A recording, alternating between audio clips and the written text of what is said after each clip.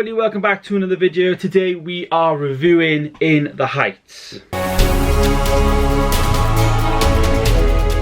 Yes, I actually saw In the Heights on the weekend. It's currently like a little bit in the week now. It's been a few days since I've done the video. Just these few things have been happening, so I've had to like find the time to do it. It was a great film. Loved In the Heights. I'm a massive fan of Hamilton, and if you didn't know, the guy who did the Hamilton Broadway show and the movie, I guess, or like stage movie that's on Disney Plus, Lin-Manuel Miranda, he does actually star in the Heights as like quite a small character, but at the same time, he was the guy that did it on Broadway. You know, it was like his first big show, and I thought it was perfect as a movie. You know, I think Hamilton is going to be one of those ones that's like, is it going to be good as a movie or not? But I mean, one day when the money runs out, they'll probably make a movie. But In the Heights was perfect as a movie. It had absolutely everything. It was really reminiscent to The Greatest Showman for me. Like, that was the last amazing musical that I think I saw.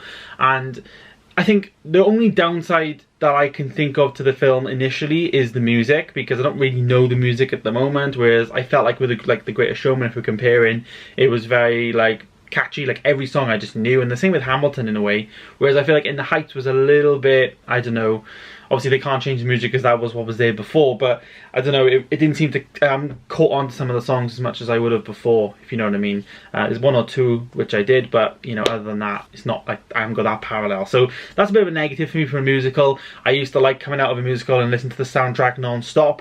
I haven't really done that with In the Heights because I just kind of not, I don't know, the music is not as good, I don't think, as like the other musicals.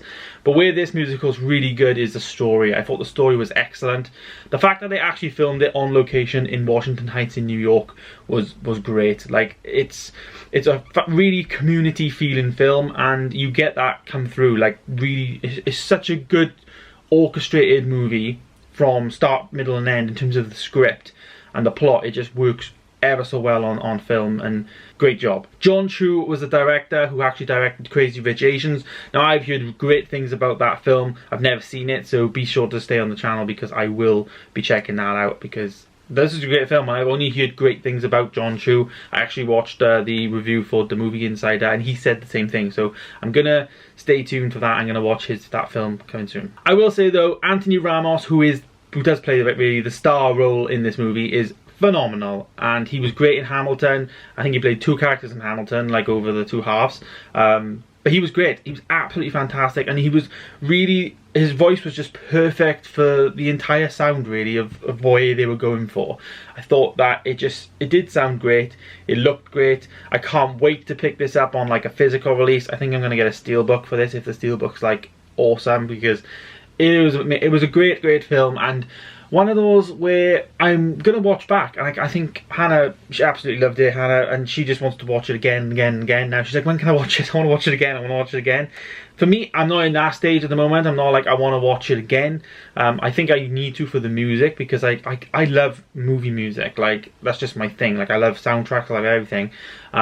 So for me, I want to get into the music much more because, as I say, you know, I didn't have that initial like I need to listen to this type of thing, you know. As I say though, it was filmed in New York City and all the sets and everything was done great. It was nice to see a Star Wars character in there, or somebody who's been on Star Wars before.